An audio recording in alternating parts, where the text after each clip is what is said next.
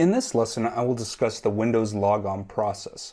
The Windows logon process hasn't changed much from version to version, meaning from Windows 7 to Windows 8 to Windows 10. However, there are some things as system administrators you need to understand what Windows is doing behind the scenes to make sure that you can log into a system.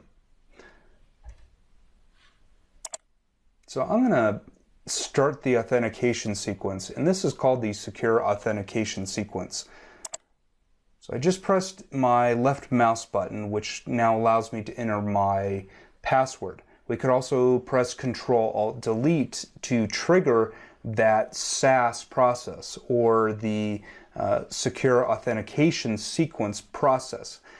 Prior to Windows 10, this was also called GINA, which was a graphical identification and authentication process. Now we have what Microsoft has introduced is called credential providers, and I'll talk about that here in a minute. So notice that it just went back to the time screen. So if I type anything here, now I'm ready to start entering my password. So I'm going to enter my password here. What's happening at the moment is I've just provided my credentials. The local security authority, or LSA, processes those credentials, and they are converted into the same form in which they were stored in the account database. The account database within Windows locally is called the SAM file, or the SAM database. And this stores all the local accounts for the user. What happens is the LSA hashes the password that I entered, checks to make sure that it matches the hash password inside the SAM file, and then I'm either allowed or authenticated into the system or denied. If the logon is, or the computer is joined to the domain, I have other ways that Windows is trying to authenticate me to make sure I can get in. So this way is called Kerberos, and we talked about that in a previous lesson. So we use Kerberos for domain access, and we use the SAM account for local access. Now, the problem with Kerberos is that if I've never logged onto this domain before, I may not be able to get in. So right here, okay, I can see that I have internet access. Okay, it says connected.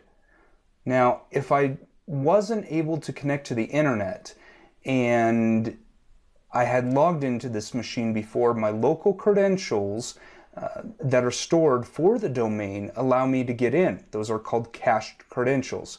However, if I've never logged in before, I'm not going to be able to get in because there's going to be no domain controller available for me to log in. Let me look at my Greg account real quick. So I'm going to type in users here. Okay, and you can see that I'm a local administrator.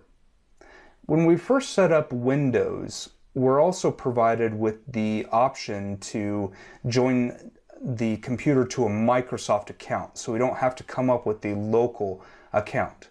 Well, that's fine as long as we have internet. Additionally, I talked about credential providers. Credential providers are a way for third parties to authenticate users. So think of two-factor authentication, for example. Duo security, and that's spelled D-U-O, provides many organizations with two-factor authentication. The problem is if an update is made to the system that locks down internet access and I'm not able to access the third party that I have the credential provider integrated with, then I've just locked myself out of that system. So it's a good idea to integrate the third-party credential provider into the domain versus locally. So in conclusion, while the advances of the internet and the advances of Windows provide us a myriad of different ways to authenticate users, now we're relying on the internet to log in. So if users are not able to log in, look at how users are logged in and if they're able to access internet or if they're not able to access the internet.